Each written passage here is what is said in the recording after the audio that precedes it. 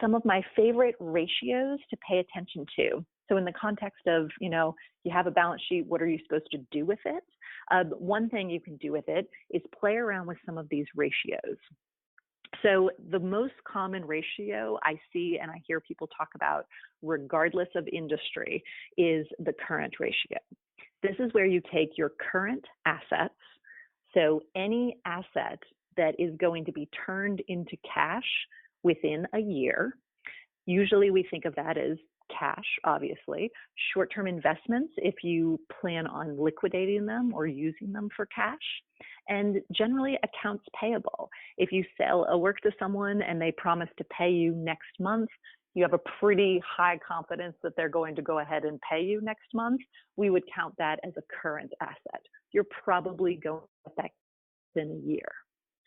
We compare that amount to your current liabilities, everything that you expect to pay in the next year or so. And we divide those two numbers by each other, current assets divided by current liabilities, and that gives us the current ratio.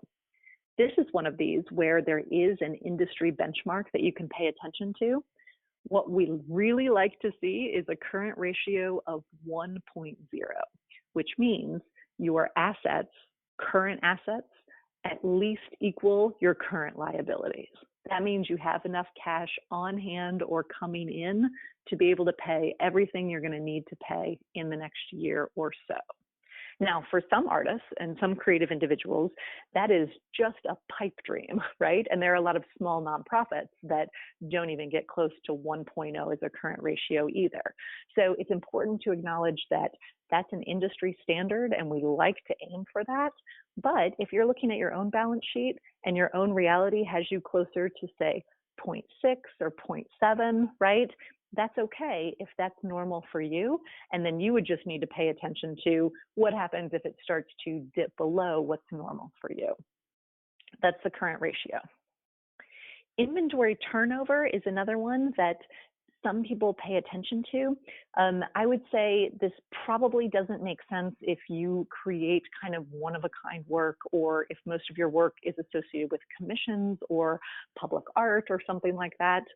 But if there is an aspect of your practice where maybe you're licensing something or you have something that maybe sells more quickly, right? Whether they're prints or smaller works or whatever they are, inventory turnover could be something to pay attention to.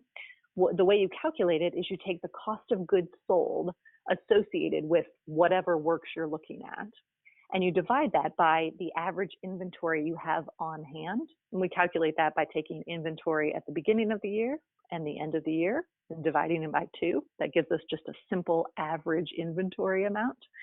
And then the result, cost of goods sold divided by average inventory, tells us how many times you've sort of liquidated and sold your inventory during the year, how many times it has turned over. So let's pretend you are a fine artist and most of your work is sold through galleries, but you do have this little side hustle where you make, prints of cacti and people love them and you can't keep them in your Etsy shop, right? It's not exactly the same as the gallery work. In fact, maybe you even do this under 2 separate names. Maybe you pay attention to your inventory turnover for the cacti print business because you want to know how many times you've turned over or sold out of that inventory. Because if that number starts to get kind of high, maybe then you say, wow, I need to hire an assistant who can pull more cacti prints, right? So that I can turn this over even faster and increase the gross margin on my cacti prints and take some of the financial pressure off of the work I really want to be doing.